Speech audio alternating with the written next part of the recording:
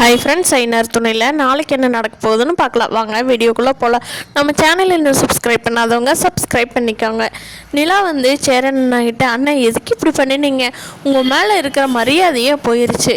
நான் எப்படியெல்லாம் உங்களை நினச்சிட்டு இருந்தேன், இப்படி பண்ணிட்டீங்களே என்ன அப்படின்னு சொல்லி நிலா புலம்புறாங்க. ஏமா என்னாச்சு? நான் ஒன்றும் பண்ணலையே, என்னம்மா நான் எனக்கு தெரியாமல் ஏதாவது பண்ணிட்டேனா அப்படின்னு சொல்லி சேரன் ரொம்ப பயந்துக்கிட்டு கேட்குறாரு. அப்போது பல்லவன் பாண்டி எல்லாமே என்னங்க என்னாச்சு, அண்ணன் என்ன பண்ணினாரு அப்படின்னு சொல்லி கேட்குறாங்க. அப்போது நிலா நடந்தது எல்லாம் சொல்லி எல்லாத்துக்கு முன்னாடி விளக்குறாங்க.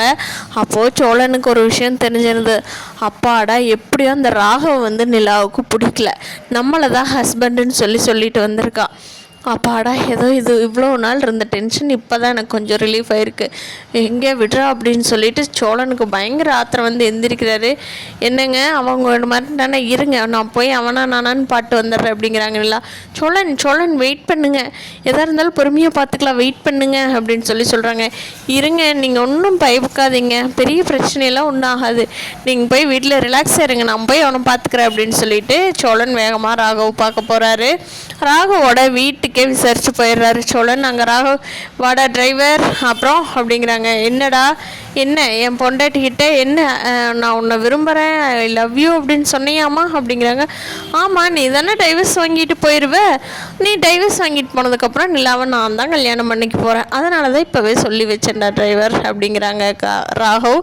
அதுக்கு சோழனுக்கு பயங்கரமாக கோபம் வந்துடுது.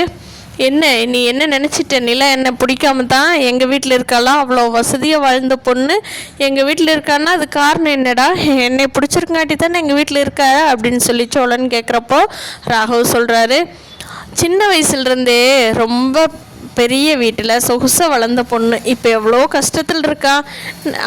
நிலாவோட வீடு மாதிரியே தான் என் வீடு இருக்குது. நிலாவு கண்டிப்பாக என்ன தான் முடிக்கும். அவள் ஏதோ ஜஸ்ட்டு நான் சொன்ன உடனே ஒரு ரீசனுக்காக உன்னை ஹஸ்பண்டுன்னு சொன்னான். ஆனால் நிலா இது வரைக்கும் மனசார உன்னை ஏற்றுக்கிட்டதே இல்லை. அப்புறம் எதுக்குடா உனக்கு இந்த ஆசை? அது அந்த ஓட்டை வீட்டில் நிலா இருப்பாளா, போய் ஆசைப்படுறான் பாரு அப்படின்னு சொல்லி ராகவ் சொல்லவும் சோழனுக்கு பயங்கரமாக கோவம் ராகவ் அடிக்க போயிடுறான். அங்கே ராகவ் கூட இருந்தவங்க எல்லாமே தடுத்து சோழன் விடுங்க பார்த்துக்கலாம், இன்னைக்கு நானும் அவனான் அப்படிங்கிறாங்க. ஃப்யூச்சரில் சோழனுக்கும் ராகவுக்கும் பயங்கர சண்டையாக வரப்போகுது.